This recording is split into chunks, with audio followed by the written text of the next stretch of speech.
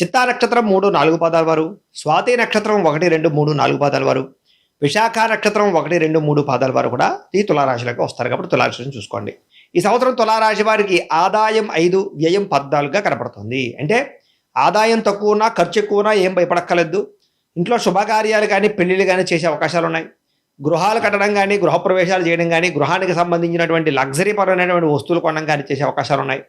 వాహనాలు మార్చడం కానీ, వాహనాలు కొనడం కానీ చేసే అవకాశాలు, భారీగా భూములు కొనడం కానీ, భారీగా బంగారం కొనడం కానీ, పెద్ద పెద్ద పెట్టుబడులు పెట్టడం కానీ, పెద్ద పెద్ద వ్యాపారాలు చేయడం కానీ చేసే అవకాశాలు ఉన్నాయని అర్థం చేసుకోవచ్చు.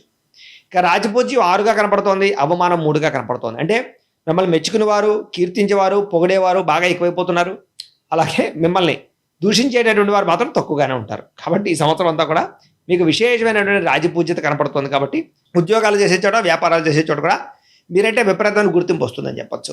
అయితే ఈ సంవత్సరం గోచార గ్రహగతులు చూసుకున్నట్లయితే కనుక ఈ సంవత్సరం అంతా కూడా చాలా అనుకూలమైన ఫలితాలు కనపడుతుంది. కాబట్టి ప్రైవేటు ఉద్యోగస్తులకి ఉద్యోగపరంగా చాలా మార్పులు కనపడుతున్నాయి.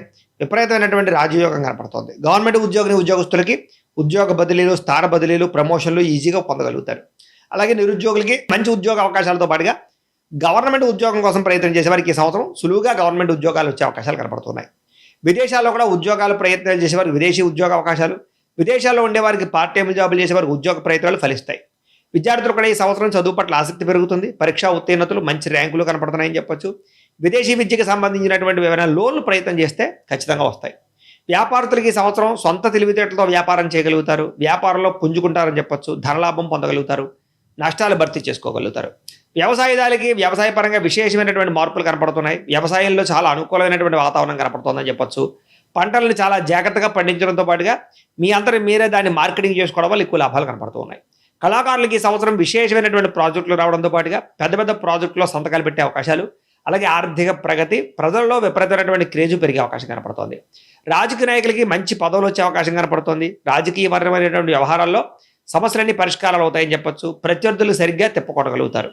భార్యాభర్తల మధ్య కలయికలు, ప్రేమానురాగ ఆప్యాయతలు కనపడుతున్నాయి. కుటుంబ సమస్యలు పరిష్కరించుకోగలుగుతారు.